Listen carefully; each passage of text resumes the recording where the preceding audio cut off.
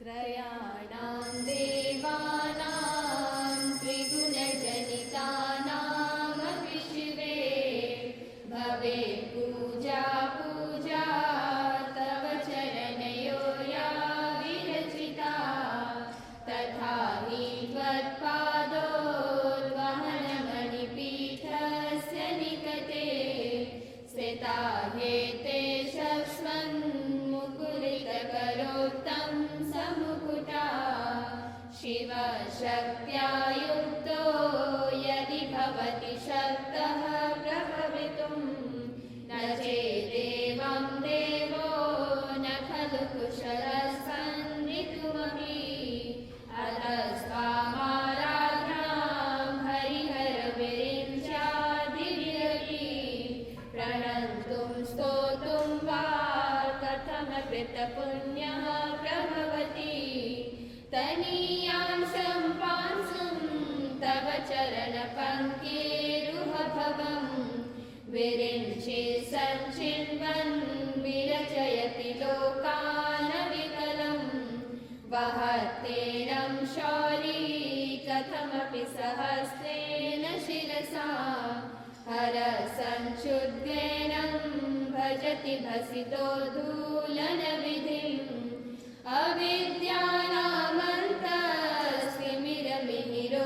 अविद्यानामन्तस्तिमिरमिहिरोद्दीपनकरी जडानां चैतन्यस्तबकमकरन्दश्रुतिझरी दरिद्राणां चिन्तामणिगुणनिका जन्मजलधौ निमग्नानां दंष्ट्रा मुररिपुवराहस्य भवति त्वदन्यपाणिभ्याम् अभयवरदो दैवतगणः त्वमेका नैवासि प्रकटितवराभित्यभिनया भयाद्रातुं दातुं फलमपि च वाञ्छासमधिकं शरण्ये लोकानां तव हि चरणावेव निपुनो हरिस्त्वामाराध्या प्रणतजनसौभाग्यजननीं पुराणारी भूत्वा पुररिपुमपि शोभमनय स्मरोऽपि त्वां नत्वा रतिनयननिर्येण वपुषा मुनीनामप्यन्तः प्रभवति हि मोहाय महतां धनुपौष्पं मोर्वी मधुकरहरी पञ्चविशिखा वसन्तः सामन्तो मलयमरुदायो धनरथः तथापेकः सर्वं हिमगिरिसुते कामपि कृपाम् अपाङ्गाते लब्ध्वा जगदिदमनङ्गो विजयते वनकाञ्चीदामा कलिकलभकुम्भस्तनभरा परीक्षीणा मध्ये परिणतशरच्चन्द्रवदना धनुर्बाणान् पाशं श्रेणिमपि दधाना करतले पुरस्तादास्तां न पुरपति पुराहो पुरुषिका सुधा सिन्धोर्मध्ये सुरविटपिबाटी परिवृते मणिद्वीपे नीपो पवनवति चिन्तामणिगृहे शिवाकारे मञ्चे परमशिवपर्यङ्कनिलया भजन्ति त्वां धन्या कतिचन चिदानन्दलहरी मणिमूलाधारे कमपि मणिपूरे ऋतवहं स्थितं स्वाधिष्ठाने हृदि मरुतमाकाशमुपरि मनोऽपि सकलमपि भेत्वा कुलकथं सहस्रारे पद्मे सहरहसि पत्या विहरसे सुधाधारा सारे शरणयुगलान्तर्विगलिते प्रपञ्चं सिञ्चन्ति पुनरपि रसाम्नाय महसा अवाप्य स्वां भूमिं भुजगन्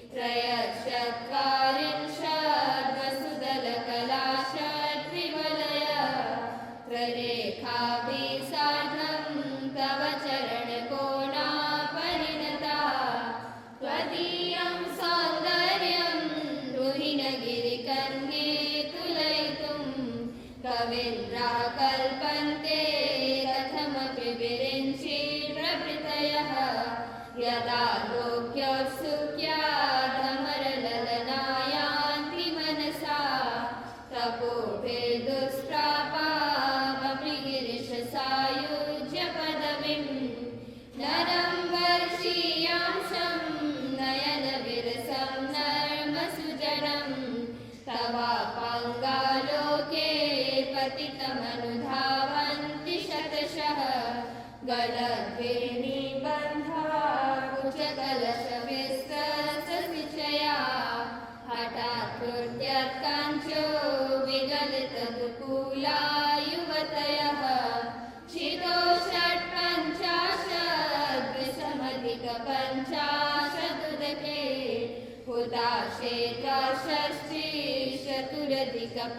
हुताशेकाषष्टिशतुरधिकपञ्चाशदनिरे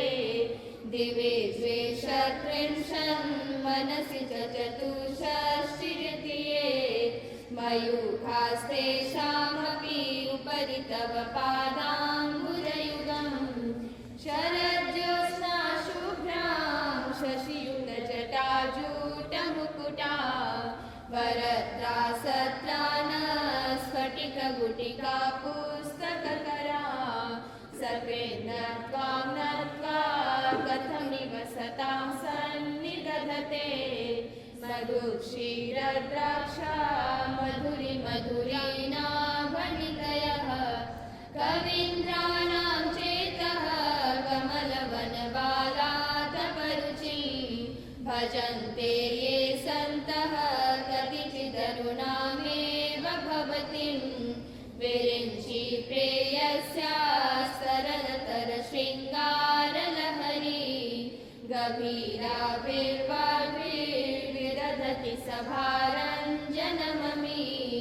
सवित्रीभिर्वाचां शशिमणिशिलाभङ्गऋषिभिः वशिन्याद्याभिस्त्वा सह जननि सञ्चिन्तयति यः सकर्ता काव्यानां भवति नमतां भङ्गिसुभगे वचोभिर्वादेवी वदनकमलामोदमधुरे तनुच्छायाभिस्ते तरुणतरणि श्रीसरणिभिः देवं सर्वामुर्वीम् अरुणिमनिमग्ना स्मरति यः भवन्त्यस्य तस्य द्वनहरिणशालीननयना सहोर्वश्या वर्ष्या कतिकतिनगिर्वाणगणिका मुखं बिन्दुं कृत्वा कुचयुगमधस्तस्य तदलो हकारार्थं ध्यायेद्धरमहिषिते मन्मथकला ससद्य संक्षोभं नयति वनितायेत्यतिलघु त्रिलोकीमप्याशु भ्रमयति रविन्दुस्तनयुगा किरन्तीमङ्गेभ्यः किरणनिकुरुम्बामृतरसं हृदि त्वामाधत्ते हिमकरशिलामूर्तिमिव यः ससर्पाणां दर्पं शमयति शकुन्ताधिप इव जलपृष्ठान् दृष्ट्या सुखयति सुधासारसिरया तटिल्लेखा तन्वीं प्रपन्नशशिवैश्वानरमयी निशम्नां षण्णामपि उपरि कमलानां तव कलां महापद्माटव्यां मृदुतमलमायेन मनसा महान्तः पश्यन्तो दधति परमालादलहरीं भवानी त्वं दासे मयि वितरदृष्टिं सकरुणा इति स्तोतुं वाञ्छन् कथयति भवानी त्वमिति यः तदेव त्वं तस्मै दिशसि निजसायुज्यपदवीं मुकुन्द ब्रह्मेन्द्र स्फुटमुकुटनीराजितपदां त्वया हृत्वा वामं वपुरपरितृप्तेन मनसा शरीरार्थं शम्भोरपरमतिशङ्के हृतमभूत् तथा हि त्वद्रूपं सकलमरुणाभं त्रिनयनं कुचाभ्यामानं कुटिलशशिचूडालमुकुटम् जगत्सूते धाता हरिरवति रुद्रः शपयते तिरस्कुर्वन्नेतरमपि वपुरीश स्थिरयति सदा पूर्वा सर्वं तरितमनुगृह्णाय च शिवा तवाज्ञामारम्य शनचरितयोर्ब्रूयति कयो त्रयाणां देवानां त्रिगुणजनितानामपि शिवे भवेत् पूजा पूजा तव चरणयोर्या विरचिता तथा हि त्वत्पादोद्वहनमणिपीठस्य निकटे स्थिता हे ते शश्वन्मुकुलितकरोक्तं समुकुटा विरिञ्चि पञ्चत्वं रजनि हरिराप्नोति विरतिं विनाशं हीनाशो भजति धनदो याति निधनं विकन्द्रा माहेन्द्री विततिरपि सम्मीलति दिशा महासंहारेऽस्मिन् विहरति सती त्वत्पतिरसो जपो जल्पः शिल्पं सकलमपि मुद्रा विरचनं गतेन्द्रा दक्षिण्यं रमणमशनाद्याहुतिविधि प्रणाम संवेशः सुखमखिलमात्मार्पणदिशा सकर्यापर्याय सबभवतु यन्मे विलसितं ददाने दीनेभ्यः श्रियमनिशमाशानुसदृशिम् अमन्दं सौन्दर्य प्रकरमकरन्दं विकिरति तवास्मिन् मन्दारस्तवकसुभगे यातु चरणे निमज्जन्मजीवः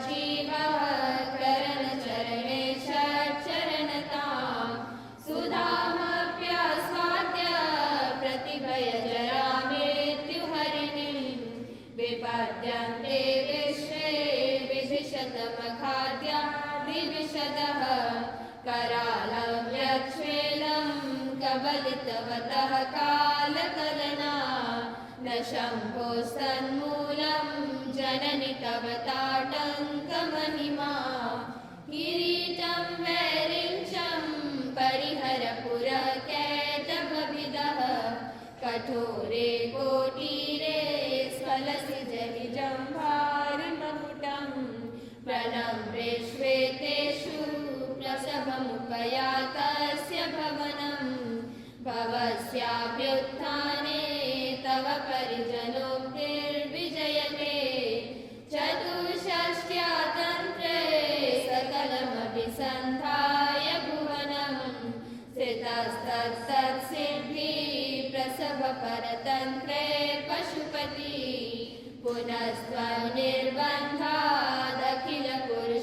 पुनस्त्वनिर्बन्धादखिलपुरुषार्थैकघटना स्वतन्त्रं ते तन्त्रं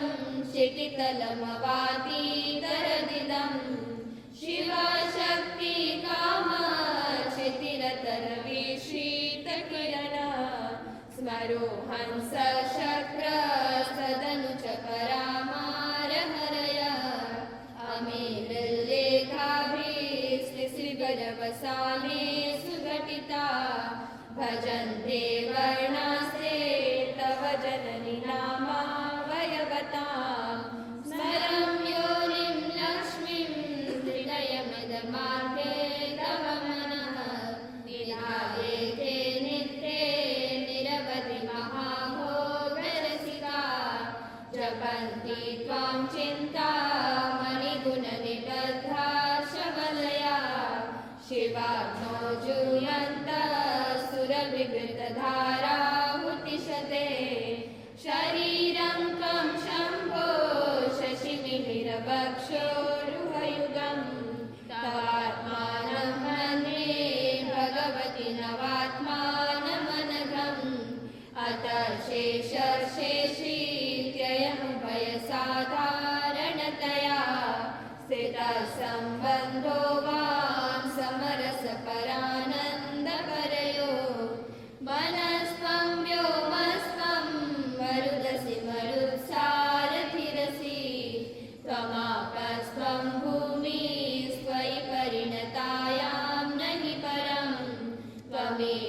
स्वात्मानं परिणमयितुं विश्ववपुषा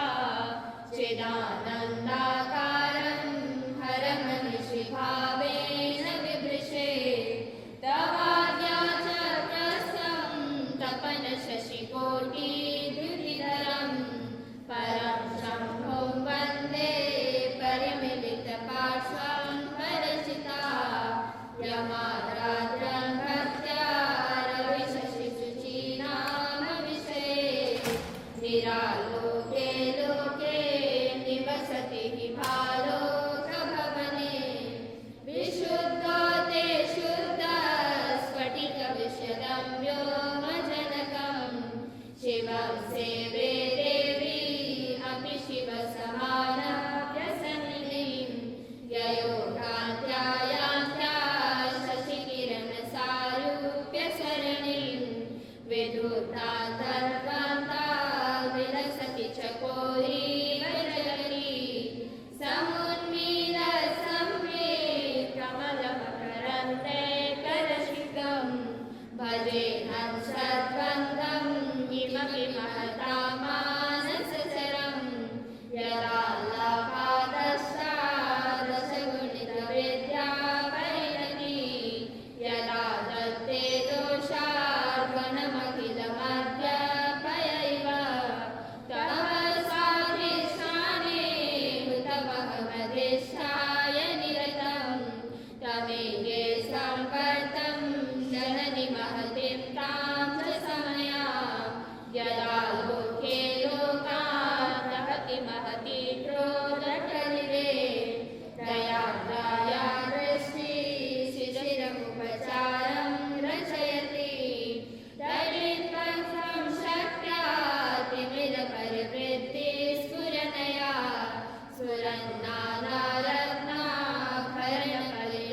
स्फुरन्नानारत्नाभरणपरिणद्वेन्द्रधनुषं तव श्यामं मेघं कमपि मणिपूरेकशरणं निषेवे वर्षन्तं हरमणिरतप्तं त्रिभुवनं तवाधारे मूले सहसमयया लास्यपरया नवात्मानं वन्दे नवरसमहाताण्डवनतम् उभाभ्यामेताभ्यामुदयविधिमुद्दिश्य दयया सनाथाभ्यां दग्धे जनकजननी वज्रगदिदं गतेर्माणिकर्तं गगनमणिभिस्सान्द्रघटितं किरीटं ते हेमं हिमगिरिसुते कीर्तयति यः सनीते यच्छाया चरणशकलं चन्द्रशकलं धनुषोदाशीलं किमिदमिति बध्नाति दिशना दुरोषुध्वान्तं न सुरतदलिनेत्रीवरवनं घनं सिंहं सक्षं चिकुरनिकुरुम्बं तव शिवे यदीयं सौरभ्यं सहजमुपलब्धुं सुमनसा वसन्त्यस्मिन् मन्ये बलवथनवाटी विरमिणा वहन्ति सिन्दूरं प्रबलकवरी भारतिमिर दिशां वृन्देर्वन्दी कृतमिमणवेणार्ककिरणं तनोऽसुं क्षेमं न स्तववदन सौन्दर्यलहरी परिवाहस्तोत्रसरणिरिव सीमन्तसरणी अरामे स्वाभाव्या ललिकुलहसश्रीविरलके परितं ते वक्त्रं परिहसति पङ्केरुहरुचिं ददस्मे देयस्मिन् दशनरुचिकिञ्जल्करुचिरे सुगन्धो मादन्त्री स्मरमथनचक्षुर्मधुलियः ललाटं लावण्यभृतिविमलमाभाति कवयः द्वितीयं तन्मन्ये मुकुटघटितं चन्द्रशकलं विपर्या सन्न्यासादुभयकृतसन्धानमयितः सुधालेपस्फुटी परिणमति रागाहिमकरः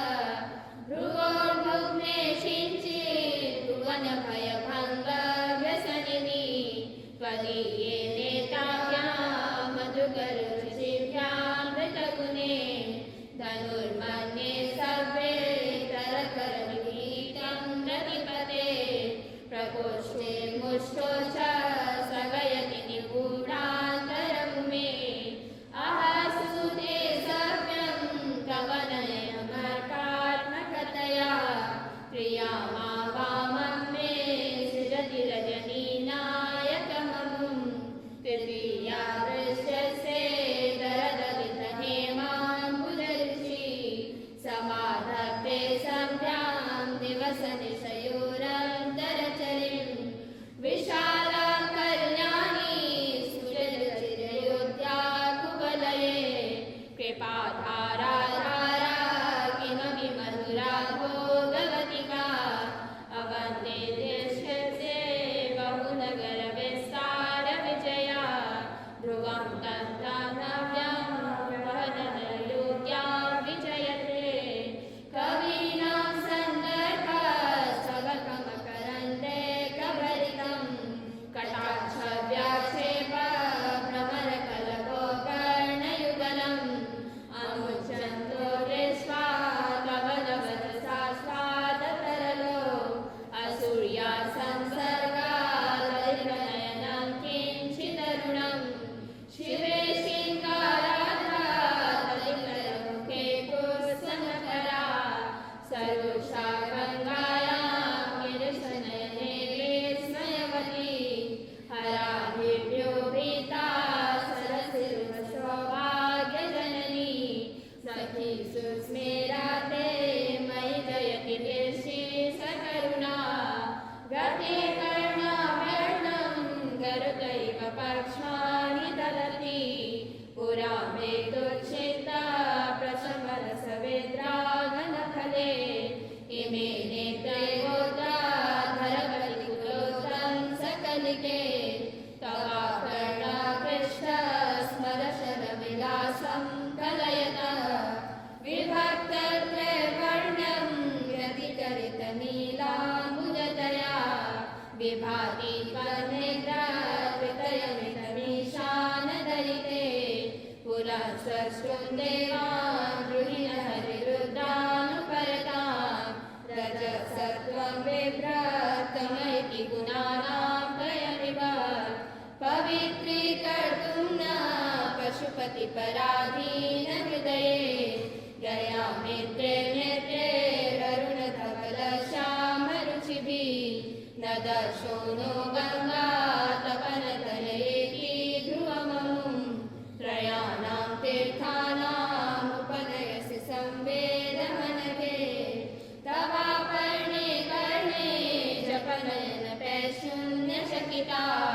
निवीयन्ते तोये नियतमनिमेषा सफरिका इयं च श्वेतभद्रछदपटकवाटं कुवलयं जहाति प्रत्युषे निशिच विगजय्य प्रविशति निमेषोन्मेषाभ्यां प्रलयमुदयं याति जगति तवेद्याहु सन्तो धरणिधरराजन्यतनये तदुन्मेषा जातं जगदिदमशेषं प्रलयत परित्रातुं शङ्के परिमितनिमेष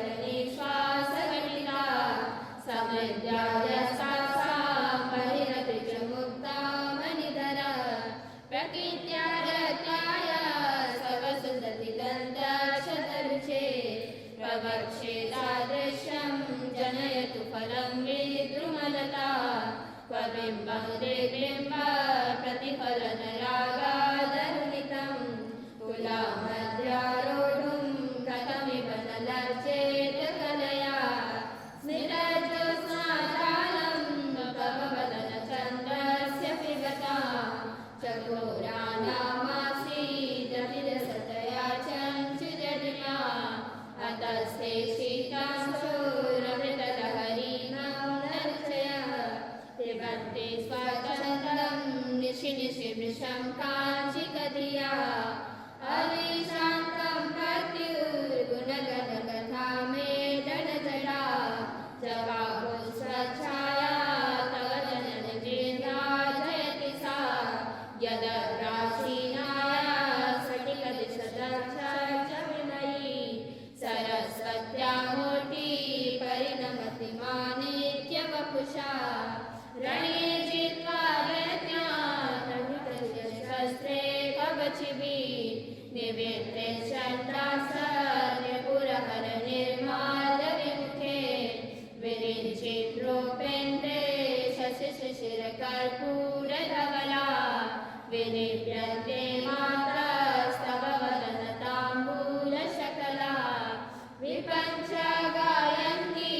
विविधमपदानं पशुपति त्वया लब्धे वक्तुं सलिलवचसा साधुवचने तदीये माधुर्ये फलविशततन्त्री कलरवा निजां वीणां वाणी निचुलयति चोलेन निभृतं कराग्रेण स्पृष्टं तुहिनगिरिना वत्सलतया गिरिशेनोदस्तं मुहुरधरपानाकुलतया करग्राहं शम्भोर्मुखमुकुरवृन्दं गिरिसुते कथं कारं भ्रूमस्तव चिबुरमोपम्यरहितं भुजाश्रेष्ठा नित्यं पुरतमयितो कञ्चकवती तव ग्रीवाधत्ते मुखकमलनाला श्रियमियं सतश्वेताकाला गरुबगुलजम्बालमलिना मृणालीलालित्यं वहति यदरोहारलतिका गले रेखास्थितो गतिगमकटीते गनिपुने विवाहव्यानद्ध त्रिगुणगुणसङ्ख्या प्रतिभुवा विराजन्ते नानाविधमधुरनागाकरभुवा त्रयाणां ग्रामाणां स्थितिनियमसीमा नैव ते मृणाली मृद्वीनां तव भुजलतानां शतशिणां चतुर्वे सौन्दर्यं सरसिजवस्तोति वदने नखेभ्यसन्त्रस्यं प्रथमभवनानन्दकरिभो चतुर्णां भक्तानां समयवहस्तार्पणधिया नखानामुद्योते नवनरागं विहसता कराणां ते कान्ति कथय कथयामः कथमुमे कयाचिद्या साम्यं भजतु विदयाहन्तकमलं यदि वेदलक्ष्मी चरणतललाक्षारुणदलं समं देवी स्कन्दद्विपवदनपीतं सनयुगं तदेदं न खेदं हरतु सततं प्रस्तुतमुखं यदा दुत्याशङ्का कुलितहृदयो हासजनकः स्वकिं बोधेरं परिमृशति हस्तेन झटिति अमूते वक्षोजामृतरसमाणिक्यकुतुको न सन्देहस्कन्दो न भवति मनसि नः निबन्धो ते यस्मात् विदितवधू सङ्गमरसो कुमारावद्यापि द्विरगवदन क्रौञ्चदमनो वहत्यम्बस्तम्भैरवदनुजकुम्भ प्रकृतिभिः समारब्धा मुक्ता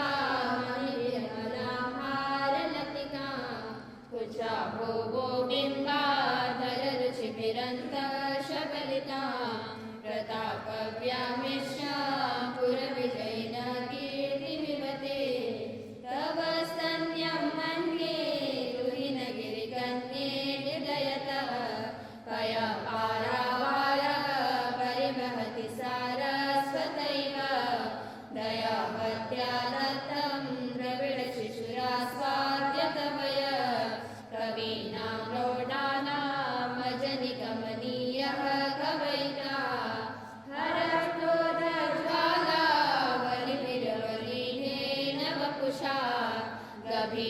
तेनापि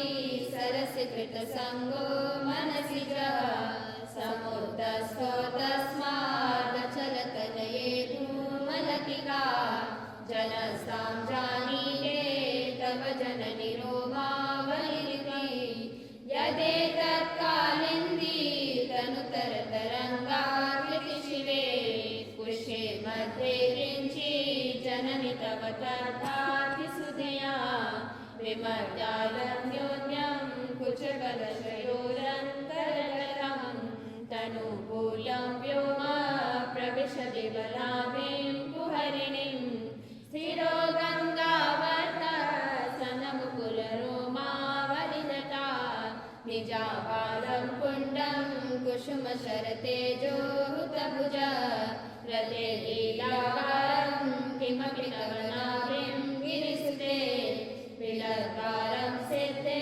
गिरिशनयनानां विजयते निसर्गक्षीणस्य सवतटभरेण ग्लमदुषो नमन्तु ते नाभो बलिषु शरके स्फुर्त्यलैव चिरं ते मध्यस्थ त्रुटितटनिनीतीरतरुणा समावस्तसेनो भवति कुशलं शेलतनये कुशो सद्य स्विद्य तटघटितकुल्पासविदुरो कषन्तो दुर्मूले कनककलशावो कलयता तव दातुं भङ्गादुदरमवलग्नं तनुभुवा त्रिधानद्धं देवी त्रिवलिलवली वल्लिविरव गुरुत्वं विस्तारं क्षितिधरपरिपार्वति निजान् गीतं वाताच्छिद्र त्वयि हरणरूपेण निधरे अतस्ते विस्तीर्णो गुरुरयमशेषां वसुमती गीतं प्राकारस्तवयति लघुत्वं नयति च करीन्द्राणां शुण्डा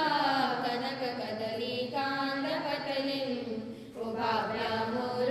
उभाभ्यामुरुभ्यामुभयमपि निर्जित्य भवति सुवृत्ताभ्यां प्रत्युप्रणति कठिनाभ्यां गिरिसुते विजित्ये जानुभ्यां विबुधकरिकुम्भद्वयमपि पराजेतुं रुद्रं विगुणशरगर्भो गिरिसुते दिशम्भो जन्मेते विषमविशिखो बाणमकृत यदग्रे लक्ष्यन्ते दशशरफलापादयुगली नखाग्यक्षमानसुरमकुटशानो घनिष्ठिता श्रुतीनां मूर्धानो ददति तव योषेखरतया ममापेतो मातः शिरसि दयया देहि चरणो ययोपाद्यं पातः पशुपतिजटाजूटतटिनी ययोलाक्षालक्ष्मी अरुणहरिचूडामणिरुचि नमो वाक्यं ब्रूमो नयनरमणीयाय पदयो तवास्मै भक्ताय स्फुटरचिरसालक्तकवते असूयस्यात्यन्तं यदपि हननाय स्पृहयते पशूनामीशानः प्रमदवनकङ्के विदर्वे वृषा कृत्वा गोत्रस्वरमठवैलक्ष्यममितं ललाटे भर्तारं चरणकमले ताडयति ये चिरानन्तशल्यं दहनकृतमुन्मीलितवता तुलाकोटिगणे किलिकिलिकमीशानरिपुणा हिमानीनन्तकं हिमलितताक्रान्तिचतुरो निशायां नेत्राणं निशि च परभागे च विशदो परं लक्ष्मीपात्रं श्रियमतिसृजन्तो शनैना सरोजत्वत्पादो जननि जयतश्रीत्रमिह किं पदं ते कान्तीना प्रपदमगतं देवि विपदा कथं नीतं सद्भि कठिनकमठीखर्परतुला कथं वा हस्ताभ्यामुपयमनकाले पुरविदा यदा दायनस्तं दृशति दयमानेन मनसा न कस्तीना करकमल संकोच शशिभि तरुणां निर्ज्ञानां हसदैव ते चण्डी चरणो फलानि स्वस्तिभ्य किसलय कराग्रेण ददतां दरिद्रेभ्यो भद्रां श्रियमनिशमन्नाय ददतो कदा काले माता कथय कलितालककलसं पिबेयं विद्यार्थी तव चरणनिर्णेजनजलं प्रकृत्या मुखामपि च कविताकारणतया यदा दत्ते वाणी मुखकमलताम्बूलरसतां पदन्यासक्रीडा परिचयमिवारब्धु मनसा चरन्तस्ते केरं भवनकलहंसान् जनति स्वविक्षेपे शिक्षा सुभगमणिमञ्जीररणितः शलाकाचक्षानं चरणकमलं चारुचरिते गतास्ते मञ्चत्रं गृहिण हरिरुद्रेश्वरवृता शिरस्वच्छाया कटिलकपट प्रच्छदपट परीयासां प्रतिफलनरागारुणतया शरीरे शृङ्गारो रसैव दृशान्तोऽति कुतुकम् अरालकेशेषु प्रकृतिसरला मन्दहसिते शिरीषावाचित्ते दिशदिव कठोरा कुचतते वृषन्तर्मे मध्ये पृथुरपि वरारोहविषये जलदातुष्टम्भो जयति करुणाकाचिदरुणा समानीतपद्यामणिमुकुरतामम्बरमणि भयादस्यादन्तस्तिमिति किरणमेणिमशिनः ददाति कल्पत्र प्रतिफलमशान्तविकचं निरातङ्कं चन्द्रा निजहृदयपङ्केरुहमिव कलङ्ककस्तूरी रजनिकरबिम्बं जलमयं कलाले कर्पूरे मरकतकरण्डं निबिडितम् अतस्त्वद्भोगेन प्रतिदिनमिदं रिक्तकुहरं विधिर्भूयो भूयो निपीडयति नूनं तव कृते पुरारातिरन्तः पुरमसिततच्चरणयो सपर्या मर्यादा तरलकरणानाम सुलभा तथापि ते नीता शतमखमुखासेद्रिमतुला तव द्वारोपान्तस्थितिभिरनिमाद्या विरमरा कलत्रं वैधार्थं कति भजन्ते न कवयः श्रियो देव्या को वा न भवति कतिकैरविधने महादेवं हित्वा तव सति सतीनामचरमे कुचाभ्यामासङ्गः पुरवगतरोराव्यसुलभः स्वदेवोद्भूताभिर्निभिरनिमाद्याभिरभितो निषेव्या नित्यै त्वामहमिति सदा भावयति यः किमाश्चर्यं तस्य त्रिनयनसमृद्धिं त्रिनयना महासर्वताभिः विरचयति नीराजनविधिं गिरामाहुर्देवीं गृहिणगृहिणीमागमविदः हरे पत्नीं पद्मां हरसहचरीमर्पितनया तुरीया कापिकां दुरधिगमनी सीममहिमा महामाया विश्वं भ्रमयसि परब्रह्ममहिषी समुद्भूतस्थूलस्तनबलमुरश्चारुमहितं कटाक्षे कन्दर्पा कतिचन कदम्बद्युतिवपु हरस्य त्वद्भ्रान्ति मनसि जनयन्ति स्म विमला भवत्या ये भक्ता परिणतिरमीषामि यमुने सरस्वत्या लक्ष्म्या विहरसपत्नो विहरते रते प्रातिव्रत्यं शिथिलयति रम्येण वपुषा चिरं जीवनेव क्षपितपशुपाशव्यतिकर परब्रह्माभिज्ञं रसयति रसन्त्वजनवान् निधे नित्यसेरे निरवधि गुणे नीति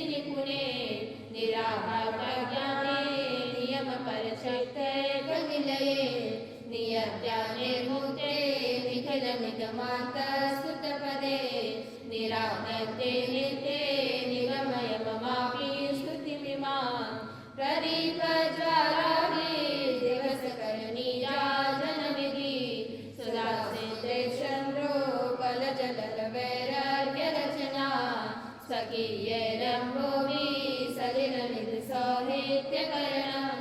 त्वदीयाभिर्वाग्भे सर्वजननिवाचां स्तुतिर्यं त्रयाणां देवानां त्रिगुणजनितानामपि शिवे भवेत् पूजा पूजा तव चरणयोर्या विरचिता तथा हि त्वत्पादोद्वहनमणिपीठस्य निकटे स्थिता हे देशस्वन्मुकुलितकरोत्तं